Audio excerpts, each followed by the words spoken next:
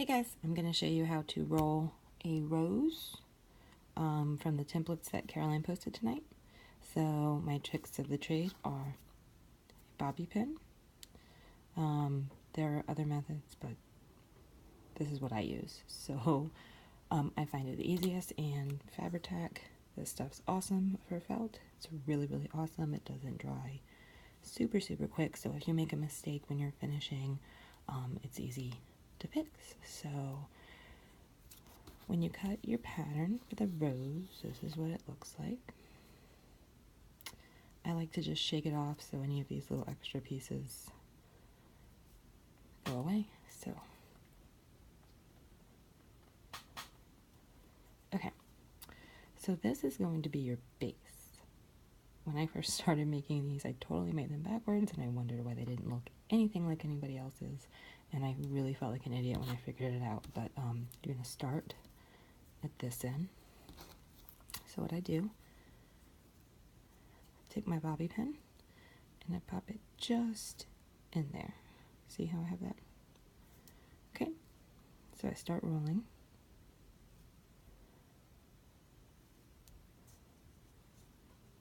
You want to kind of keep this bottom line as much in line around it as you can.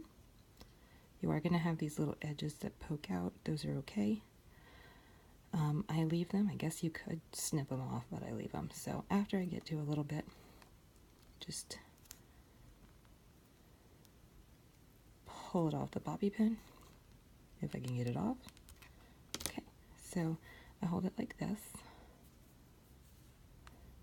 and I just keep wrapping, making sure my bottom stays in line.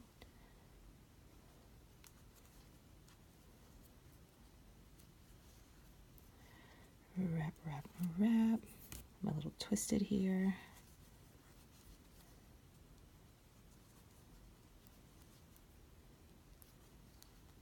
So when you keep it in line like that, you create these really pretty bottom petals, kind of fluff out. You don't make this cone. Mistake if you kind of don't keep them in line, as you get this like weird cone shape, and it's just not, it's not a good flower. So keep it in line as much as you can until you get this. So that's what it's going to look like on the bottom. And if you see, you've got this really pretty flower. So gluing it, take your Fabri-Tac, clean my tip off. Okay, so what I do is I take my rolled flower, get it where it should be when it's all finished. You want to not see anything underneath when you're finished.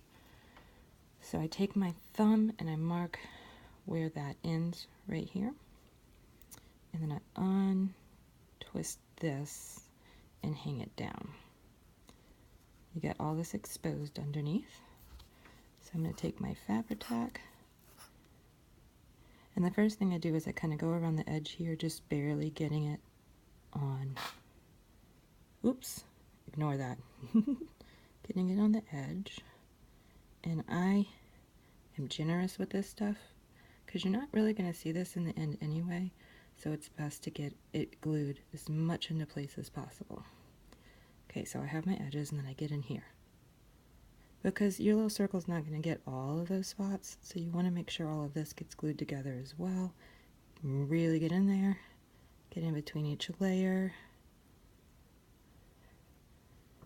Okay, so I've got all my glue in there, so I'm real gently going to get this glued back around here, get my circle there. That's the mess up dot, so ignore that. So you see I've got glue touching all edges. Adjust it if you need to. This is why I really like the Fabri-Tac, because you can kind of play with it for a minute.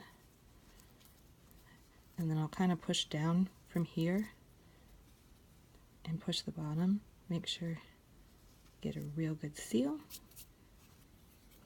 Yes, it does make strings like hot glue, but they're not as annoying. They're much easier to get rid of.